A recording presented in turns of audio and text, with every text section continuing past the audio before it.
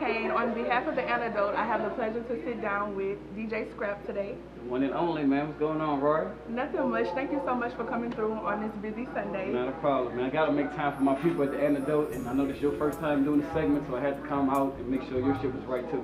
Thank you so much. No problem. So I guess I want to start by asking you, how did you venture into DJing? Easy, man. I'm a big fan of the Houston music scene. Like, whole chopped and screwed, like the DJs out there, I love, man. I always tell people DJ Michael Watts taught me how to DJ, but I never met him before. So just listening to his mixtapes, like, really got me the standards on mixtapes. So chopping and screwing was a big deal, but nobody was really chopping and screwing Louisiana music, right, or East Coast music. So I just kind of learned to do it for me and my friends. Started uploading music online, people started telling me it was good, started getting a few bookings, kind of started investing in equipment. Here I am now. So how long have you been DJing? Man, gotta be at least 12 years now. And I mean, I started from the bedroom, one laptop, virtual DJ. Actually took me hitting the lick at the casino to get my first piece of equipment. Like, it wasn't easy, I didn't have nothing handed to me, but just determination, a little bread stacked up, got on my feet. So for the people that are trying to venture off into DJing, what kind of advice, like what would you recommend that they do to get started? Be passionate. You know what I'm saying? Number one, whether you're trying to interview people, whether you're trying to be a cameraman, if you got passion, you know, it's gonna take you, that's gonna make you want to learn. You know, if you just in it for the hustle and the quick money, and there is some quick money in it, you know what I'm saying? But obviously you'd want to do the longevity. Right. You know, so you don't want to just have a laptop ready for one party when you could be setting your laptop up for life. Right. So just study music, man. Go out to crowds, follow DJs that you admire, notice what they do differently, notice what the crowd really responds to. End of the day, man, DJing is really just reading your crowd. Like, right, even a bad DJ, he's only bad because he's not paying attention. Like, even if his music is trash, there's one song that the crowd may like. You got to stay on that song. You know what I'm saying? If they like whatever, go through his catalog. Right. But reading the crowd, really, man. But if you got a passion for it, and I think it's just gonna come to you. So being a DJ is multiple avenues you can take. Which avenue do you think you like to engage in? Well, here's the thing. When I first got into DJing, I just wanted to be a mixtape DJ. And that sounds crazy right now because mixtapes are being thrown around like frisbees. But back in 04, 05, it was a market for it. Like, I used to press up 1,000 CDs and send them wholesale. Like, I had them in stores. My CDs were next to DJ Drama CDs. Like, I literally thought I was going to be a mixtape DJ for life. Right. And I kind of just wanted to stay in the studio, get freestyles from dope artists like Tony 2 Mac, other guys in BR that's doing it big. Man, DJ Drama ended up getting arrested. Like, literally, I can't make this up. He got arrested, and it really shifted the industry. Like, all the websites shut down, so in a way, I kind of had to look for a different avenue. Luckily, man, I tell the story all the time, Down Bad, which is a group in BR, had a huge movement, man. They had some label reps in the strip club dancing. So when the club needed a new DJ, they was thinking on their feet, like, hey, we get a guy that's already pushing our music, we ain't gotta, you know, nag him to play our music, he's already in the team. So that's how I kind of got my first club opportunity. And after that, I kind of just didn't let that go, because the mixtapes, it's still a great avenue. It's the most creative avenue for me. It's like my own little show. I do my drops, but you know, you gotta get in the streets, you gotta get in people's face. I'm big on breaking music, so you gotta get in these clubs. So I did think I was gonna stay in one lane, but this DJ should have taken you anywhere, like you said. So as an artist, why is it important to establish a relationship with a DJ? It's really an easy question, man. There's no way you can hit every club in one night. You know what I'm saying? And if you do, it'll get expensive. You know what I'm saying? Like, you gotta get to a point where these DJs are able to play your song without you checking in. Right. You know what I'm saying? But that's not gonna happen overnight. That's not gonna happen with an email. That's not gonna happen from just coming to the club one time. Like, you gotta really build that relationship. And that don't mean, like, I don't even drink alcohol. So it ain't come to the club, buy me no drink, ain't no ass kissing, nothing like that, man. Just come support. Like, it's a strip club. You know, if I play your song, turn up to it. You know, tip the girls. Like, it's not hard, but once you got a relationship with these DJs and you ain't gotta be at every club every night, and you know your shit getting ran, your career gonna be a lot easier. A lot of these guys have to go to the club, they gotta stand by the DJ booth. Man, you do that 5 times a night, you done paid $20 to get in, you done got harassed by every bounce in the city, you know what I'm saying? Like, you kinda look like that pest. But if you build a relationship on a slow day, like, don't come on a Friday at midnight when shit's hectic, like, come on a Monday when shit's really slow, let's talk, let me know what you're trying to do, You might be able to pass out CDs in your market. You could help me out. Right. But just building relationships, man, if you get these DJs to start playing your music without you being in there, I feel like you could just start hearing your movement spread a lot easier than you really trying to force it. Okay, speaking of strip clubs, Yeah? you're currently DJing at... Absolutely. Dancers Men's Club, man. The #1 strip club in the South. Are you there 7 days? We only open 6 days. So you can catch me and my partner Uzumaki Flyboy, who's my second in command DJing. We basically got the whole lineup now. On some tag team shit. We be turning up, man, Monday through Saturday. What is it like DJing at a strip club? You know, man, everybody got different views. Women think for the guy, you know, it's really, you know, lusty and you're just kind of staring at women. I've been there for a while to the point the strippers are like your coworkers. You know what I'm saying? They really just like your partners. We all hustling, really. You know what I'm saying? We all trying to convert money from the customer. You know what I'm saying? So it's cool. It's really fast-paced, man. From a DJ standpoint, I think it's the best place to break new music. Because unlike DJing at a party or, you know, you're not really have to worry about the crowd. Like, you know what I mean? People should be tipping. Right. You can play like bangers, you can play trap, you can just change it to R&B. You really can control the flow, right? If I'm DJing, you know, a big party downtown or something, I'm really trying to orchestrate a story, you know, and I may not play a new song at midnight because these people, you know, in Baton Rouge, man, it's really everywhere, but Baton Rouge is pretty bad. You play a new song and people don't know it, they go clear that dance. Right. And you can't get mad at them, they don't know it. You know what I'm saying? They turn up the Webby and you put on something new, people kind of want to feel stupid and not, you know, they don't want to dance to what they don't know. So there's certain ways to do certain things, but in the strip club, there's no rules, no regulations. Like we could drop your song 5 times in a row. Like we could really break your music. Right. But it do take cooperation. I can't do it without you. You know, the artist, you gotta come there. I ain't saying you gotta break the bank, but if I play your song and you tip these girls, you ain't gotta force it. These girls will start, hey, play that song for me, Scrap. Or when they move from club to club, they may take your song with them. Like it's way too many ways for that shit to work out for them. But strip club probably the best place to break music in my opinion. Okay, so you're notorious for breaking new artists. What's your method behind it? Cooperation, man. A lot of artists, man, usually just missing one thing. And I ain't saying I got it all. I ain't saying I broke the most artists, nothing like that. But a lot of times I can kind of just fill in that missing blank. A lot of times the artist may have great music, but you know, like I know, presentation is everything. Right. So if your artwork trash, or you may be recording at the wrong studio, these are things that can hinder you. As soon as the artist kind of comes to me, I don't guarantee them nothing because there's no way to guarantee a record gets broken. Sometimes it can take up to 6 months, it can take up to a year. That Trinidad James, all gold, everything, that shit took 6 months to break. You know what I mean? Like people think it's just an overnight thing. So really, man, just putting them in a better place to kind of put that music out. It look good doing it. Okay, so you are a part of the GODJ chapter. GODJ is absolutely, man. What exactly is that? Because I don't know, and the viewers may not know. True, man. There's a lot of DJ coalitions all around the world, man. GODJ is one that started in Houston, and it's major. They really like run all the clubs. You want your music broken, you go there. They have different chapters kind of spread out along the South. So there's a Louisiana GODJ, and of course there's a Baton Rouge chapter. And all the music we pump out from Gates, Young Boy, you know, Boosie, like we should have our own chapter because we have that much talent. Right. Well, recently I just became the president of the GODJ's Baton Rouge chapter, and basically, man, that's just kind of the plan is because we have some heavy hitters on our team. I mean, DJ Bobby, DJ Black, DJ Rouge. It's almost too many to name. Like these guys are all in prominent spots in the club, but the GODJ Baton Rouge chapter was just kind of scattered around. So my objective and my goal with the president title is to really get that pipeline together. Because the names I just named, man, we can break songs. Right. I mean, Black and Bobby alone, Rouge, me, we could break songs like strip club, daiquiri shops, big clubs. It's just kind of getting that pipeline together. So GODJs is really just a syndicate of some of the big DJs, and I got a few more big names coming. Stay tuned. But right now, as the president, I'm really just trying to get that pipeline together. That way, when you drop a song, I'm talking about next day you will hear it in like 5 clubs in one night effortlessly. Okay. That's the plan with the GODJ. So, as a DJ, why is it significant to be a part of this organization? I'm glad you asked that, man. Because the truth is, it really isn't. Okay. I'm gonna be honest with you. They actually kind of tried to. It took a while to get me in the GODJ group, and my thing was, what's the benefit? You know what I'm saying? And certain places, they're real tight-knit family. They do studio sessions. Like when you got a situation like that, I'm with it. But when everybody's kind of scattered around, it's like, okay, are we just pushing somebody else's brand? Like, are we getting booked from this? Like, are we just carrying somebody else's flag?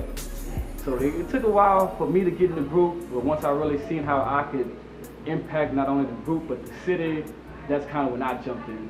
But any aspiring DJ, man, unless you feel like it's a good networking opportunity, it can really do something for your brand, man. Don't feel like you got to do it at all. You know what I'm saying? 'Cause some of these guys will get a good DJ in there just to kind of keep an eye on them, just to kind of maybe keep you below them. You know, you got to soar, man. So if it ain't fitting you, fuck it.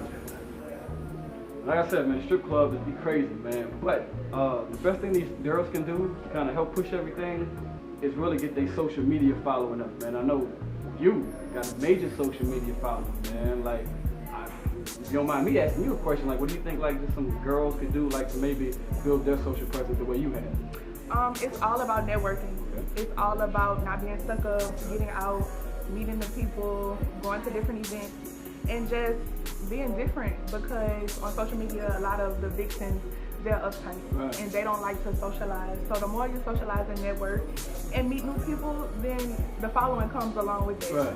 And not to put her on blast, but she do answer DMs. It was a business DM, but you know, like girls with a lot of followers, they might not even answer your shit.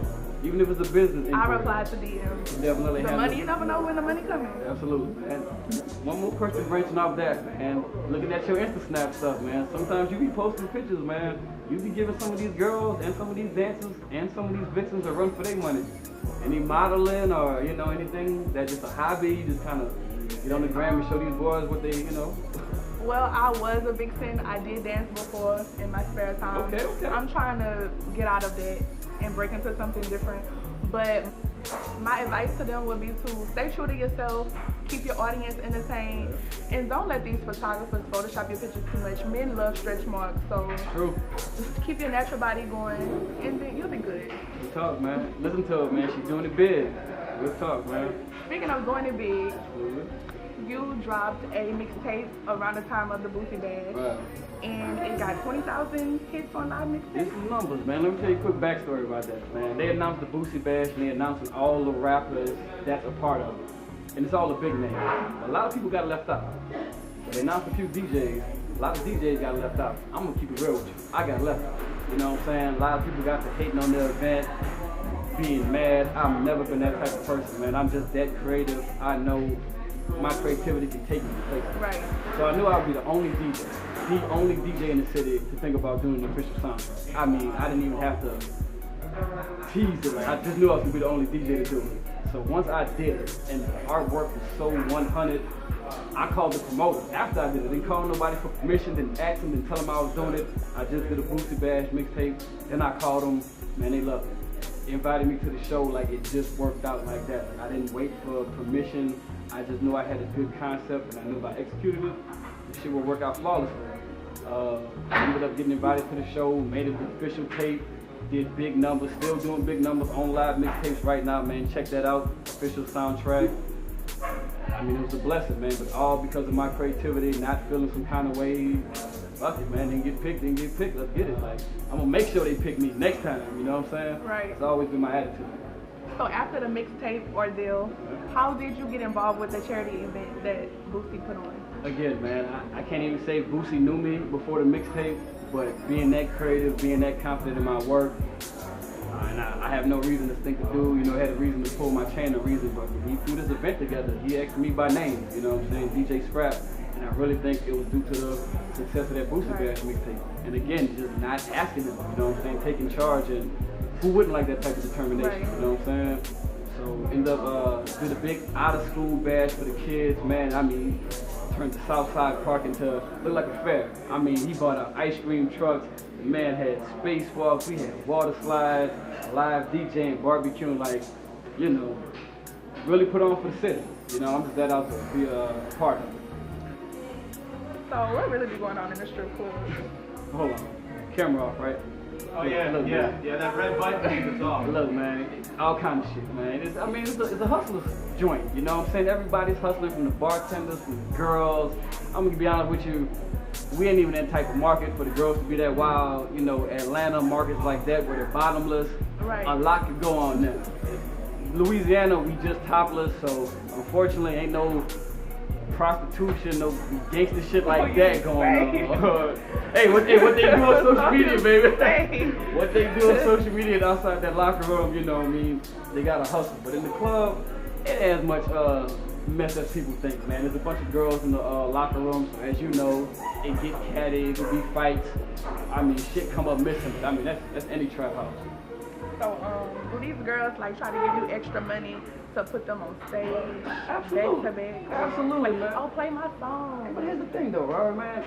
You've been to, bigger markets, man. Like, when you go to Texas or Atlanta, the DJ really controls the set. Right. You know what I'm saying? Like, if you're the hottest girl, he can put you on stage, at the key time. Oh, I know. Already, you know what I'm saying? Exactly. Down here, it's a little more democracy. You know what I'm saying? We kind of get a list going on in rotation. So a lot of times we don't break that, unless you really got a bag that's worth me getting, What's a bag? I mean, hey, something for the DJ, man. What's a bag? Same thing I tell rappers. $75 and you gonna skip me? Let me tell you something, man. Or when I need a bill? You know what I'm saying? A lot of these DJs are getting underpaid. So for you artists, dancers, whether you think that 20, 30, 40 may not be much, you have no idea, man. You might be buying the DJ some needles, DJ some records, you might be putting gas in that man's truck, man. Just don't come empty-handed. That's all I'm gonna say. So how hard is it for you to collect your tip out? Because I know females that be running out on their tip out. Hilarious, man. This shit, man. But it's a zillion stories. One thing I say about my crew in the club at Dancers, we learned. When I first got working there, we wouldn't get tip out up front. I'm talking about these girls that sneak out the back door. We've had to chase them down. We've had girls that wouldn't come back to work for a month. Because they don't want to pay you. Just owing a little bit of money on their tip out. So what happened was, man, we had this boom at Dancers. Like strippers, at one time strippers, like, they didn't want to be known on social media. They were good girls on social media, but they didn't want their family to see. We all go through that little phase. Exactly. And then at one point with the whole video vixen, like the shit just blew up and people were just really embracing that now. So when that happened, I feel like we just had this wave of a lot of girls, man. And when that happened, it's like we realized, okay, you know what? We can start a whole new system and we'll just get tip out up front.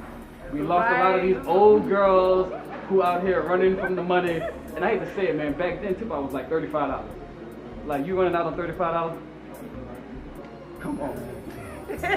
Come on, bro. It's girls that still owe us tip out from years ago. That's nothing, because in Texas it's $150. $150. You go to New Orleans, they finna break you. Man, come on, man. But, different markets out there, they got basketball, pro teams. Baton Rouge really ain't got that. So it's really a good market to strip in, but you just got to be on your own program. Right. You know what I'm saying? The club ain't gonna do it for you. If you can get people to come see you at the club, I mean, you kind of got your own money. So how messy, man, look, how messy can you be? You be seeing fights and stuff? Locker room full of girls, bro. Like AT&T store full of girls is finna get messy. A strip club finna Wait a get minute, messy. hold on. What about when the customers come in? Oh, that's my customer. That's my customer. Oh, he my customer. Crazy shit, bro. And look, she's speaking because she know, man. These girls will invest friendships for this shit, man. Like they tell you, bro. Like, customer know what they want. You know what I'm saying? And just because you was that, they favorite yesterday, they just may be on some different shit. Like, you gotta have that hustler's mentality. But because it is such a small market, if a girl didn't work like a particular customer, they do start feeling that possessive ownership. Right. So they see them tipping somebody else, man, they be like, all hell broke loose. But you a hustler, man. You gotta let that go, man. You gotta get your money. You gotta move around. You gotta do your shit, man. So, being a DJ, will you bump heads with other DJs? DJing is a very competitive market, man. BR really isn't as bad as you see other places at, man. For the most part, it's really a nice respect. Like, even DJs that's not GODJ, when I spend with them, it's like this level of respect. But you're an old head too, so they respect you just because you've been in the game a long time. OG, I don't like old head so much. Let's just put OG, you know what I'm saying? I use the OG title, but you're right, that may come with that, man. DJs always used to talk about undercutting other DJs. I never really experienced that, but I could imagine you want to beat anybody's ass for coming behind you and say, I charge cheaper. Whether you beating faces or doing hair, like anybody undercut you, that's always gonna cause an issue. But the DJ scene in BR, man, like you kind of like a phone call away. Like if I need a record broke, I can kind of call somebody. Right. Not too much clown shit going on DJ scene, man. And the artists like to make it seem like the DJs maybe not doing their part of shit, but for the most part, man, we just a nice little community, bro, trying to hustle and make our bread. So really no tea. No tea for the DJs, tea. man. Really Unfortunately. No Alright, cause it's you know what I'm saying? But check this out though. DJ Scrap at Gmail. Anybody got smoke or want smoke? Holla at me, Pull man. up. I got the whole GBA with me. Real shit. You want smoke, get at me. But for the most part, we can collab and work too, man. Pull up. Alright. So it's a good thing that you're heavily active in the music scene. How can an artist or DJ get in contact with you? Very easy, man. Email addresses all over the damn internet. djscrap@gmail.com. I'm on Instagram at GODJ on Twitter at DJ Scrap. Fuck all that. I'm gonna tell them like I tell artists, DJ, man, pull up. Pull up. Pull up. Pull up. Pull up to where? It don't matter, man. Go to my Instagram, wherever I'm at that night, pull up, man. All the emails, the DMs, that's gonna get lost in translation. I can't judge how serious you are, man. You pull up on me saying you need something, Action. you want to learn something, exactly, man. Like I did with the Boosie bag, just execution, man. I can been emailing them boys all day. Can I do it? Y'all cool with me doing it, man? I drop the artwork. There's nothing else to say. So if y'all need anything from me, man, just pull up to me. I'm at the strip club most of the time, 6 days a week. Get there early. You need some music, I got you. You need some networks, I got you. You need to get at some of these artists, I got you. Nothing more serious than pulling up on anybody. Real shit. So you heard it. Pull up. With that being said, thank you for joining me today. Not a problem, man. On behalf of the Antidote. It was a pleasure. It was a pleasure. Rari Cain, thank you, man. Go DJ Scrap. We out.